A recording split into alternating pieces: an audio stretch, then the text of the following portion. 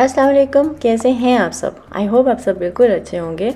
ये है जी last week की वीडियो है ये। बच्चों की छुट्टियां थी, यहाँ पे फॉल वेकेशंस होती हैं 1 वीक की। तो बच्चों की छुट्टियां थी, शहवार भी आया हुआ था और मैंने भी 2-3 दिन की छुट्टियां ले ली थी। तो बस होता ये है कि जब बच्चों की छुट्टियां हों फिर घर में अच्छा टाइम गुजारा जाता है और बाहर थोड़ी देर रोज़ाना घूमने जाते हैं। तो बस ये छुट्टियां भी ऐसी ही गुजरी हैं। और छुट्टियों की एक ख़ास बात ये है कि जो ब्रेकफ़ास्ट होता है वो हम सब साथ में करते हैं। नहीं तो जब स्कूल और जॉब और कॉलेजेस यूनिवर्सिटीज़ हों तो फिर बस अपने अपनी टाइमिंग पे सब भाग जाते हैं और ब्रेकफ़ास्ट कभी भी साथ में नहीं होता। लेकिन छुट्टियों में अल्हम्दुलिल्लाह इतना टाइम होता है सबके पास कि हम सब बैठ के साथ ब्रेकफ़ास्ट करते हैं। और ये मैं बना रही हूँ ब्रेकफ़ास्ट रोल्स। बच्चों ने कहा था कि घर पे ही बनाएंगे, बाहर से नहीं लेकर आने हैं। तो वो सब सो रहे हैं और मैं सुबह सुबह उठ जाती हूँ, तो बस ये उन्हीं की तैयारी हो रही है। मैंने स्टार्ट किया है, जितने भी ड्राई इंग्रेडिएंट्स हैं उनको वेट करके साइड पे कर दिया है। और ड्राई इंग्रेडिएंट्स में मैंने लिया है प्लेन फ्लावर लिया है और ग्राहम फ्लावर लिया है और ओट्स लिए हैं, ओट मील जो होता है वो लिया है। बस वो तीनों चीज़ें डालकर तो वो साइड पे कर दी हैं। और उसके अलावा अब मैंने ये मिक्सिंग बाउल में डाला है, पानी डाला है, उसके अंदर यीस्ट डाला है अच्छे से मिलाकर। उसके बाद उसमें मैंने डाला है दही डाला है और उसके बाद मैंने यूज़ किए हैं फ्लैक्स सीड। इसमें चाहें तो चिया सीड भी यूज़ कर सकते हैं और कोई भी सीड्स आपको अच्छे लगते हैं वो यूज़ कर सकते हैं। उसके अलावा इसमें जाएगा थोड़ा सा ऑयल। बस ये जो जितने भी वेट इंग्रेडिएंट्स थे वो जब मिक्स हो गए हैं उसके बाद बस इसमें मैंने मिक्सिंग बाउल में डाला है ये जो जितने भी ड्राई इंग्रेडिएंट्स थे और बस आटे को अच्छे से गूंद लिया।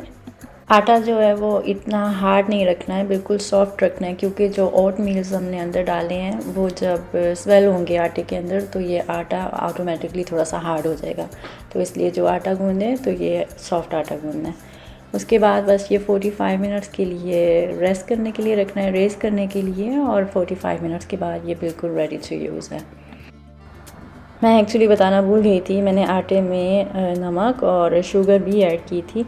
जितने भी इंग्रेडिएंट्स हैं और क्वांटिटी है वो मैं डिस्क्रिप्शन बॉक्स में लिख दूँगी जो मैंने इस रेसिपी के लिए यूज़ की है।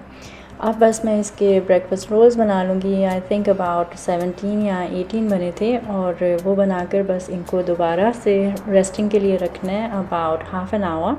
और उस हाफ़ एन आवर का जब 15 मिनट्स गुजर जाएंगे तो मैं ओवन ऑन कर दूँगी ताकि वो प्री हीटेड हो जाए। So it's ready to be used. तो बस हाफ़ एन आवर गुज़र चुके हैं और ये अच्छे से रेज़ हो गए हैं ब्रेकफ़ास्ट रोल्स। अब इनके ऊपर मैं योगर्ट लगाऊंगी। चाहें तो एग भी लगा सकते हैं, चाहे तो पानी भी लगा सकते हैं, चाहे तो दूध भी लगा सकते हैं, लेकिन मैं योगर्ट लगा रही हूँ। उससे होता ये है कि इनका जो कलर है बहुत अच्छा सा गोल्डन ब्राउन आता है। और अगर आपके पास सेसमी सीड हो तो आप ऊपर लगा सकते हैं। मेरे पास ऐसा कुछ नहीं था तो मैंने बस ऐसे ही प्लेन ये ओवन में रखे हैं और ये बेक करने हैं अबाउट 15 मिनट्स। और उसके बाद बस दे आर जस्ट रेडी। और बस ये थोड़े से ठंडे होने के लिए रखने हैं। उतनी देर में ये ठंडे हो रहे हैं उतनी देर में मैं ब्रेकफ़ास्ट की जो बाकी की तैयारी है वो शुरू कर दूँगी।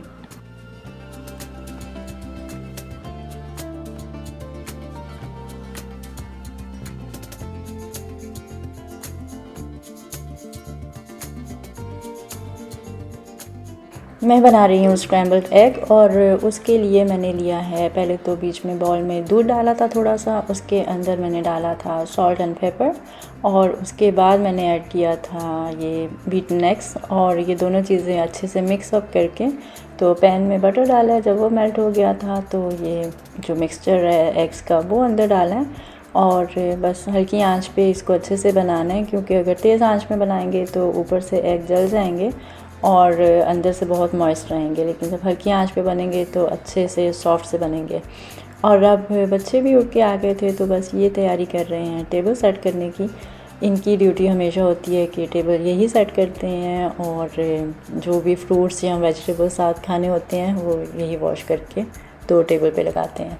मैं ये बना रही हूँ, साथ में तुर्किश सॉसेजेस हैं और ये बहुत अनहेल्दी होते हैं तो इस वजह से मैं ये थोड़े ही बनाती हूँ। उसके अलावा दूसरे 7 सॉसेजेस बना लेती हूँ। जो ये स्लाइस सॉसेजेस हैं ये बीफ के हैं और उसके अलावा बस मैंने ये चिकन के सॉसेजेस साथ बना रही हूँ। और ये ऑब्वियसली रेडीमेड मिलते हैं यहाँ पे तुर्किश शॉप से। और उसके लिए भी बस मैंने पैन में बटर डाला है। जब वो मेल्ट हो गया तो बस वो पैन में सॉसेजेस डाल के अच्छे से उनको पैन फ्राइड करके तो बस टेबल पे लगा दिया और ब्रेकफास्ट टेबल बच्चों ने रेडी कर दिया। अब हम आराम से ब्रेकफास्ट एंजॉय करेंगे और उसके बाद बाहर घूमने जाएंगे।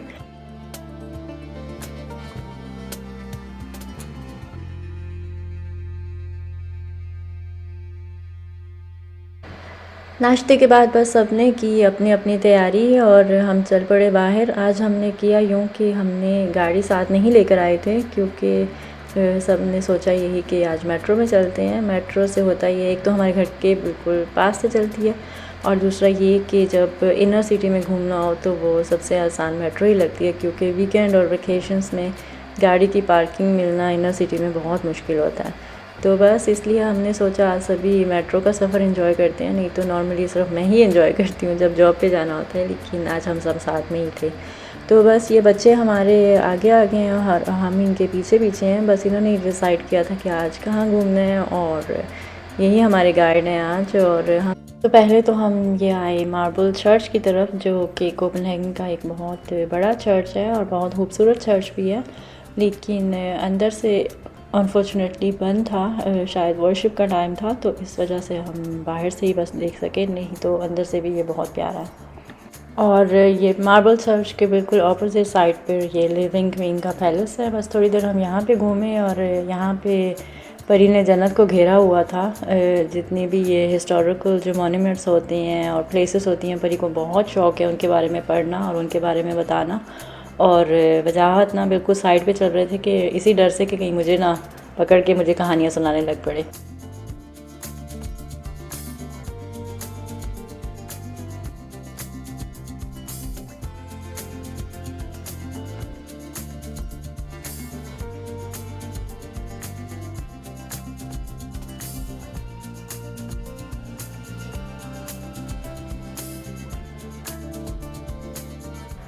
घूमते घूमते हम बस अब ये पैलेस की बैक साइड पे आ गए हैं, जो कि समंदर की तरफ खुलता है।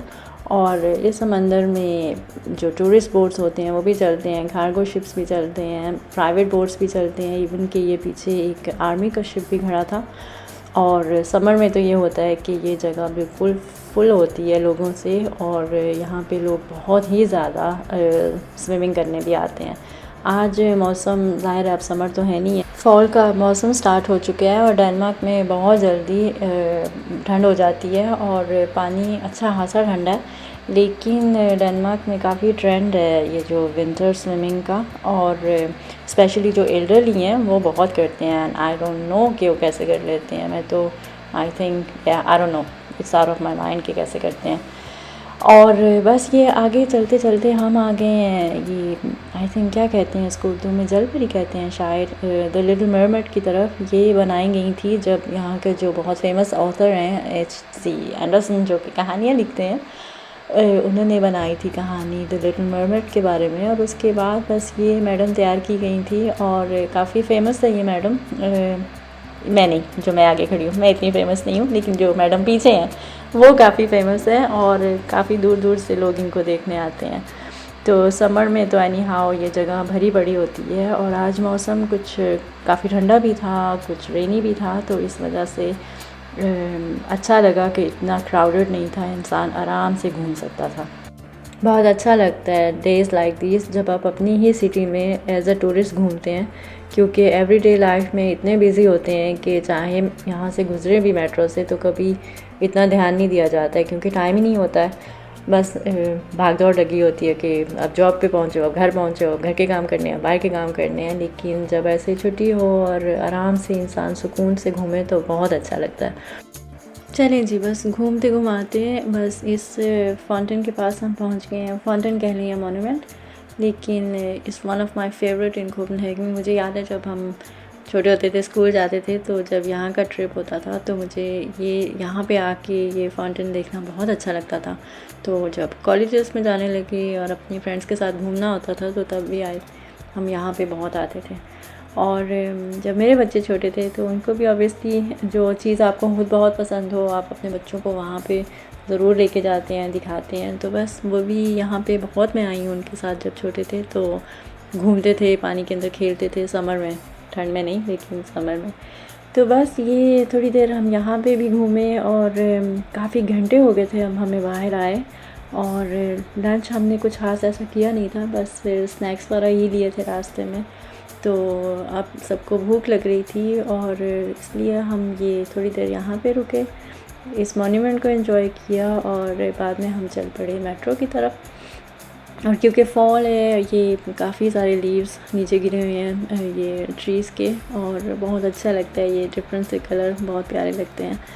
तो ये मैडम जन्नत अब हमें गाइड कर रही हैं, हम जा रहे हैं मेट्रो के लिए। और बस यहाँ से मेट्रो लेंगे, 2 या 3 स्टॉप हैं जहाँ पे हमने खाना खाने जाना है, तो वहाँ खाने के लिए रुकेंगे और उसके बाद फिर देखेंगे कि क्या करना है।